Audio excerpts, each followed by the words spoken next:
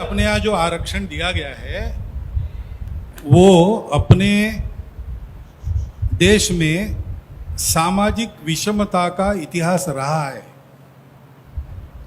और हमने अपने ही समाज के बंधुओं को सामाजिक व्यवस्था के तहत पीछे रखा। उनका जीना पशु समान हो गया तो हमने चिंता नहीं की और ऐसा कम से कम 2000 वर्ष चला ही है। धीरे धीरे महाभारत में ऐसे उदाहरण मिलते हैं जात पात के उल्लेख से और कुछ बातें नहीं दी तो इक्का दुक्का है। वहाँ ये भी है कि जन्म से जात पात नहीं माननी चाहिए वगैरह वगैरह, परंतु तब शुरू हो गया और धीरे धीरे बहुत विकट स्थिति में पहुंचा। उनको अपने बराबरी में लाने तक उनको कुछ विशेष उपाय करने पड़ेंगे। घर में अगर हम सब लोग हैं, दूध कम आता है, सबको दूध नहीं मिलता, लेकिन जो बीमार है उसको मिलता है, तो ऐसा हम कहते नहीं कि उसको क्यों दे रहे हैं। परिवार में सब समान है, लेकिन जो बीमार है उसकी विशेष चिंता करनी ही पड़ती है। ऐसा वो आरक्षण लागू किया है। इसलिए जब तक वो भेदभाव है तब तक उसको चालू रहना चाहिए। संविधान सम्मत जितना आरक्षण है उसको हम संघ के लोग तो पूरा समर्थन देते हैं। हमको ये देखना चाहिए कि इन बंधुओं को बराबरी में लाने में अपना योगदान होना चाहिए।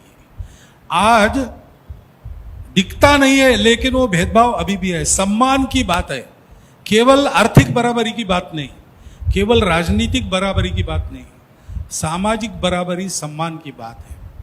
तो मुझे और हायर सर्विसेज, सेंट्रल सर्विसेज में लोगों ने बताया कि सर्विसेज में आने के बाद तो ये सब बातें रहती नहीं, लेकिन उन्होंने कहा नहीं, वहां भी एक छुपा जाति भेद चलता ही है और आज भी घटनाएं तो होती है। डोली चढ़ने पर चाबुक मारा जाता है, मंदिर में प्रवेश नहीं मिलता है। ये सामाजिक वास्तव ठीक हो जाना चाहिए। हिंदू समाज में सबके लिए मंदिर, पानी, स्मशान एक होना चाहिए। ये जहां हम लोग समूह में हैं, जैसे संघ की शाखा है, कोई ऐसा गुट है काम करने वाला, उन्होंने करने की बात है। लेकिन हम लोग अपने तरफ से एक बात कर सकते हैं कि हमारे मित्र और हमारे परिवार के कुटुंब के मित्र कुटुंब, समाज के सब वर्गों, जहां हम रहते हैं वहां के सब वर्गों के वो होने चाहिए। उनके आना जाना, उठना बैठना जैसे मित्रों का होना चाहिए वैसे परस्पर व्यवहार चलता है। और ये जो उपाय किया है वो उपाय जल्दी से जल्दी सफल हो, इसके लिए हम क्या कर सकते हैं ये सोचना चाहिए। क्योंकि अपनत्व के दायरे की बात मैंने की, आप इसको तर्क से समझेंगे तो आप आरक्षण के समर्थक हो तो भी नहीं समझ सकते, विरोधक हो तो भी नहीं समझ सकते, क्योंकि ये बात तर्क की नहीं है, ये मन की बात है, अपनेपन की बात है।